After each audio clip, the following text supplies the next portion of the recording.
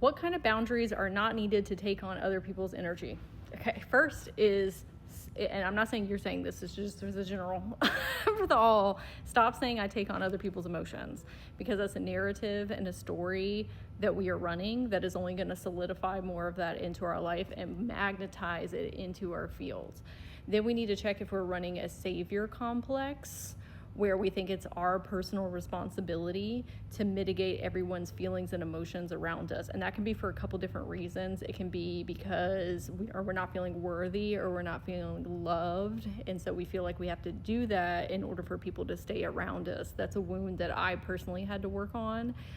Or it can be a safety mechanism where you had to mitigate around your parents and caregivers and teachers in childhood to keep yourself safe, either physically, mentally, spiritually, emotionally.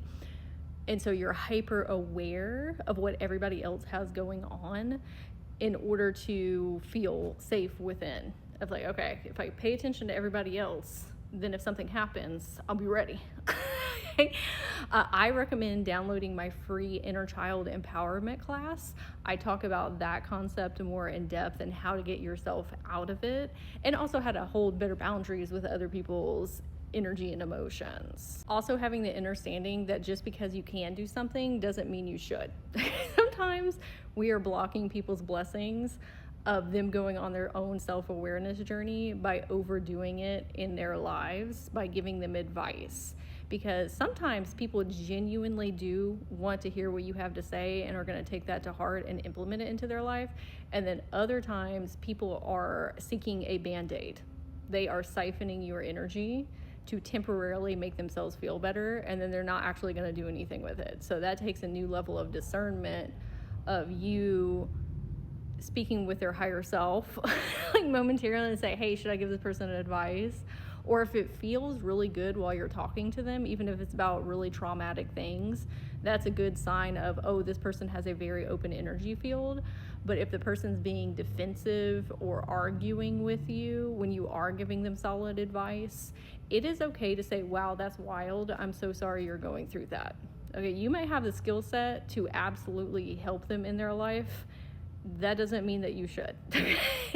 People having their own aha moments can be so beneficial, and they need to learn those processes. This is also why I started a spiritual business, because I am really good at giving advice and I love supporting other people, but I need to be compensated properly. So either I need to get paid for it, or if it's one of my family members or friends who I have been very mindful of who those persons are that are still in my life, I can be talking to them about heavy stuff all the live long day, and it's not taking energy from me because we're having a co-collaborative experience. We're both learning and growing. Even if I'm giving them advice, it's probably advice I need to hear myself. So it's an equal energy exchange. That's what we need to look for when we are talking to people. I also stopped arguing with people, stopped being defensive. I stopped trying to explain myself or why I'm doing things, because that only depletes you. Especially if it's talking to people that are not on the same wavelength and the same path as you, there's no point.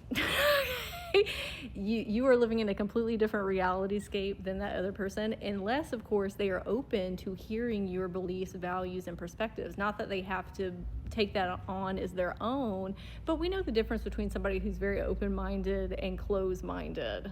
I also stopped trying to protect myself energetically, because what that ends up doing is bringing you more experiences that you need to protect yourself, and it makes you feel that you are in this forever vulnerable state.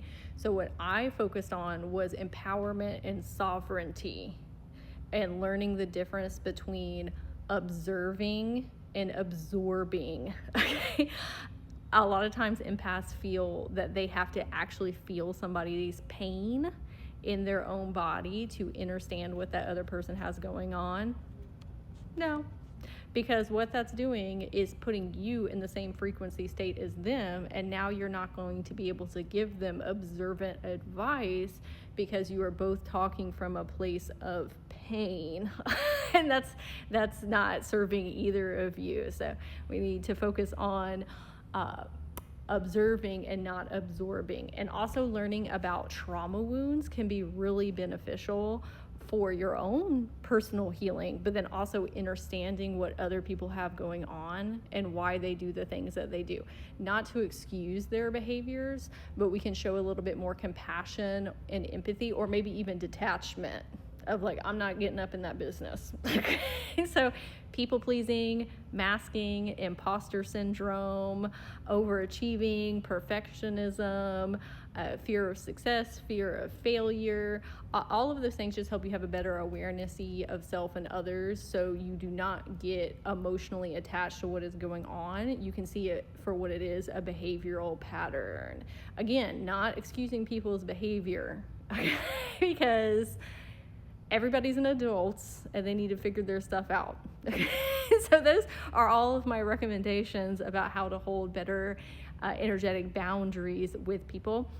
And again, I would recommend downloading my free inner child empowerment class, where I talk about all these things in greater depth so that you can feel more sovereign and empowered within. And if you have any other questions, I would love to hear them in the comments, and I'm wishing you an absolutely magical day.